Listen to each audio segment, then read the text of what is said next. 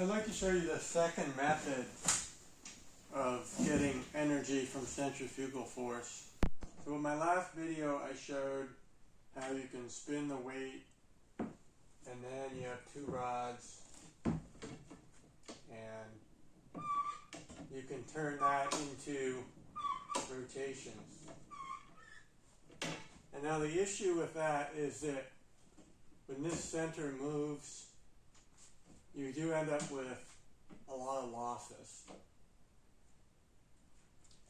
So I want to show you this method, which is probably similar to what Skinner was doing, where you're sort of chasing the weight. And it's tricky to do, and I'll explain why it's tricky, but I think it would work really well, especially if you had thousands of pounds of weight. Basically, you could keep it spinning or accelerate it with no effort. So I've shown this before, and you might be tempted to set up a linkage like this. Does not work. The centrifugal force here, if it's in contact with the frame, basically it'll put the force on the frame and it'll neutralize it.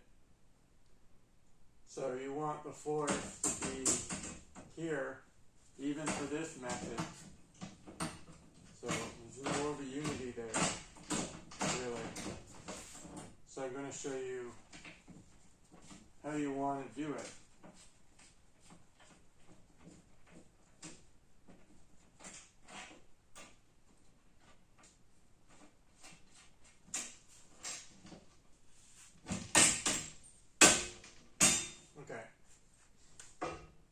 So you want this sort of free to move without anything touching it. Now I did have a spring. But a spring basically stores the energy and you don't really have any losses. So with this method, this looks like what Skinner is doing with his top weight. So he's got his weight. Let's just demonstrate that quickly. I think we can do it with this.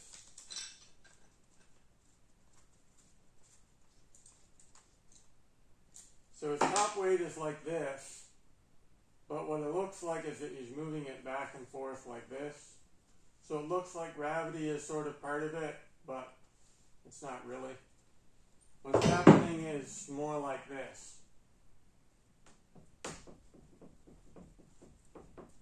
Now the reason that works is because when you move the center in the opposite direction, so if this moves this way, and the center moves this way, the thing accelerates. And it's the same reason that the previous method has a lot of losses. It's because when you move it this way and you follow the center, it slows down. Try that again.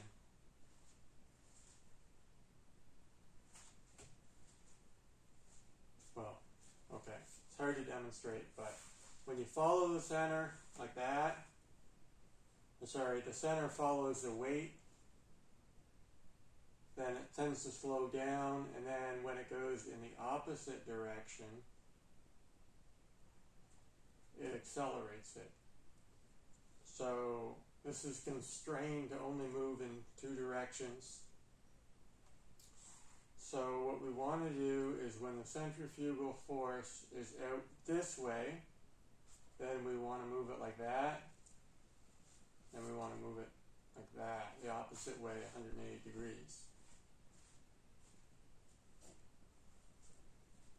So it sort of has to be moving, and gravity might have helped Skinner get his weight started. So let's try this again. It's almost like a natural rhythm, but if you pause the video and play it frame by frame, you'll see it basically right here, I speed up, and then here, I speed up.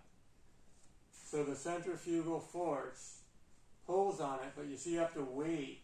So right when we cross this line here, it wants to pull this way, but we have to wait till here, okay? So this is sort of like a combination method where the centrifugal force pulls on the center, and then the center moves, and that causes the weight to accelerate. So you have to understand first that you can change the speed of the weight by moving the center, making it go faster or slower, and then you can understand that you can use the centrifugal force to help that happen. So, like this, right?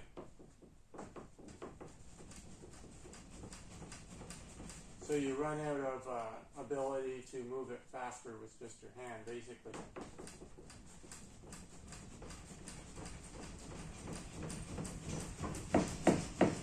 So you can understand if you had a machine that would do that, you could get it going pretty fast, and then if this thing weighed a lot, like Skinner's probably had at least 600 pounds of weight, maybe 1,200, then you could use some of that energy, some of that acceleration.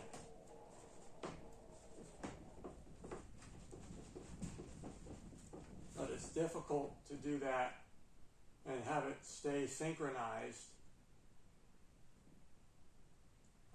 It's easy to do with your hand because you can get a feel to it, but it's difficult to set up a mechanism that does that, where it always stays synchronized, right? Because you can't just do something like this. Because our centrifugal force will basically be absorbed by the frame.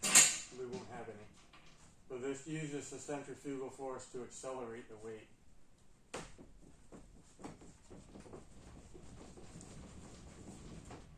So it seems simple, but when it comes down to getting it to actually work, it's very tricky. But the good part about it is that the output is rotations, okay? But again, you have to have lots and lots of mass with lots of acceleration to put a load on that. But Skinner's worked, so every time I build something that doesn't pan out, I look at Skinner's machine, and that's encouraging.